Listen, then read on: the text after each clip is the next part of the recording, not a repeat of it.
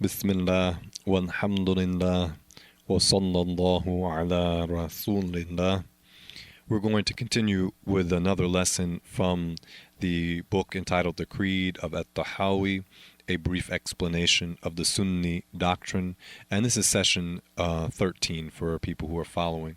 In the last session, we spoke about a movement that was innovated about 250 years ago by a man named Muhammad ibn Abdul Wahhab. And this movement spread a lot of harm to the Muslims and killed and slaughtered many Muslims, murdered many Muslims. And among the beliefs of the Wahhabi movement, they call themselves Salafis. Now, be aware that they don't call themselves Wahhabis, generally speaking. They call themselves Salafis. The Salafi movement, they teach that Allah is a giant entity that is either sitting in person or hovering above the arsh. They say that Allah laughs and has a giant smiling face. They teach that Allah Ta'ala has enormous hands, fingers, a shin, and a big foot.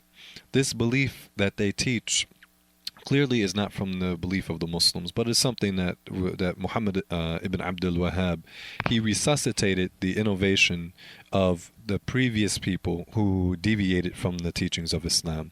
And inshallah, in other sessions, we'll talk more about the history of where Muhammad ibn Abdul Wahhab got his innovated ideas from. But in talking about this belief that of these people ascribing to Allah various limbs and organs, this belief is known as anthropomorphism. Anthro means like human, and morph means shape. And these people, they ascribe to Allah some kind of form, some kind of shape. And Allah Ta'ala is different from all of that. With that said, it segues nicely into section 32 of Abu Ja'far At-Tahawi's Aqidah, in which he says, "The one who ascribes to Allah a human characteristic is a blasphemer. Hence, he who looks thoroughly into this takes warning, refrains from the sayings of the blasphemers, and knows that Allah, having his attributes, does not resemble mankind." So this is critical here, because again, the so-called Salafi movement, they ascribe to Allah various limbs and organs, and this is not the belief of the Muslims. And please warn people and let people know that what these people are teaching does not comply with the teachings of Prophet Muhammad. And it's an important statement, and it's good to memorize that the Abu Ja'far in Arabic, he said, "Man wasafa Allah bi ma'anim min ma'anil bashar faqad kafar." That whoever ascribes to Allah any sort of human characteristic, this person is a non-believer. And be careful also, because some people who follow this so-called Salafi movement, when you mention to them that it is unbefitting to say that, for instance, that Allah has a shin, because a shin is in the English language, the word shin has a meaning, and the word shin in the English language refers to the tibia, the bone in the lower part of the leg. So it's not possible for them. They say that, well, Allah has a shin. And then you explain to them, well, this is a body part. They say, oh no, but not like that, not like ours. Well, then it's not a shin that you're talking about. But anyway, it is enough that these people, the so-called Salafis, they attribute to Allah the occupation of space, and they believe that time passes upon Allah. They believe that Allah goes through changes. So that is enough to prove that they resemble Allah to the creations. And when a person says Allah has these various limbs, and when he tries to cover it up by saying, but not like ours, this still does not protect the person from falling into blasphemy.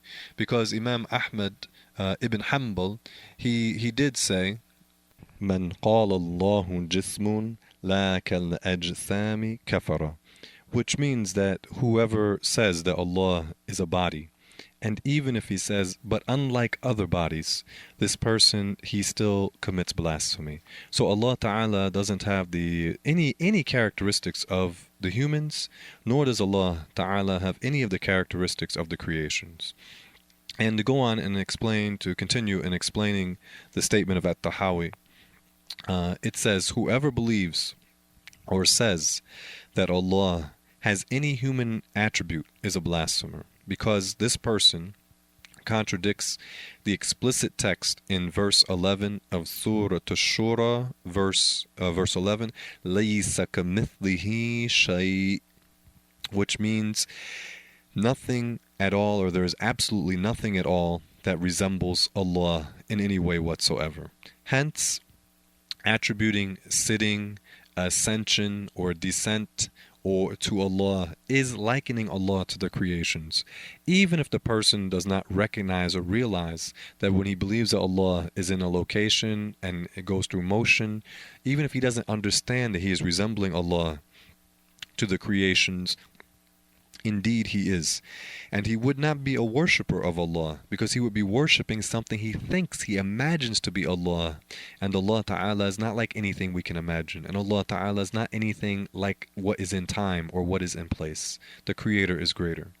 So the one who believes that Allah is attributed with sitting or ascent or descent, that this is in clear disagreement with the aforementioned ayah, لَيْسَ كَمِثْلِهِ شَيْءٍ, with other ayat, other verses from the Quran, along with the hadiths, as well as the scholarly consensus. Because the consensus of the Muslims is that the Creator is absolutely different from the creations, and that the Creator does not have any of the characteristics or properties of bodies. As Imam Abu Hassan al-Ash'ari, radiyallahu anhu, he said, مَنْ اعْتَقَدَ أَنَّ اللَّهَ جِسْمٌ فَهُوَ غَيْرُ عَارِفٍ بِرَبِّهِ وَإِنَّهُ كَافِرٌ بِهِ, which means that the one who believes that Allah is a body, then he is ignorant about his Lord, and he is a blasphemer. So anyone who believes that Allah has the characteristics of human beings,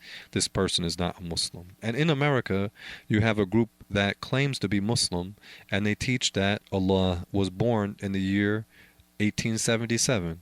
This group teaches that Allah Ta'ala, the creator of the universe, was born roughly 125 years ago, 130 years ago. This is not the belief of the Muslims. So be warned and let people know that this is not the belief of the Muslims. This is the belief that was taught by Elijah Muhammad, a man who died here in the States in 1975. And other people have adopted his teachings and continue to teach that. This belief that the human being, that Allah is a human being. Now you have the Wahhabis on the one hand, they claim that Allah isn't a human, but they attribute to Allah human-like qualities. You have other groups who were more extreme in resembling Allah to the creations, like the followers of Elijah Muhammad or Elijah Poole.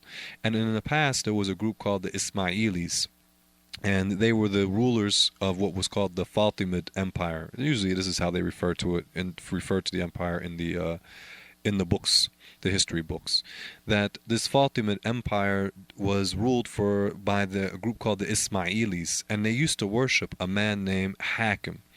And this group was among the extremists among the Shia, among the extreme end of the Shia, and they were called the Seveners. And the followers of Elijah Muhammad and the so-called Nation of Islam, they adopted many of the ideology, or some of the ideologies of this so-called the Seveners, as they were called. Even the play with the number symbolism, and the way that they would distort the verses of the Quran. They would take explicitly clear verses of the Quran and distort them and give them their own meaning. So the Ismaili group, they were active around 1,000 to 1,100 years ago, 1,000 to 1,100 years ago. They were active then, and then the so-called Nation of Islam, they resuscitated a lot of those teachings. So, mashallah, when a person, he learns the Islamic knowledge, and he learns the history, he learns his Aqidah, and he learns the history of the different groups, he sees that a lot of these deviant groups just, they keep recycling themselves through history.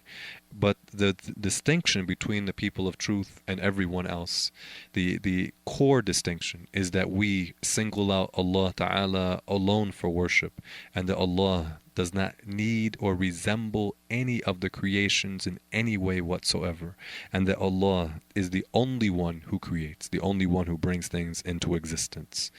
Walhamdulillah, wa salatu wa salamu ala rasulillah.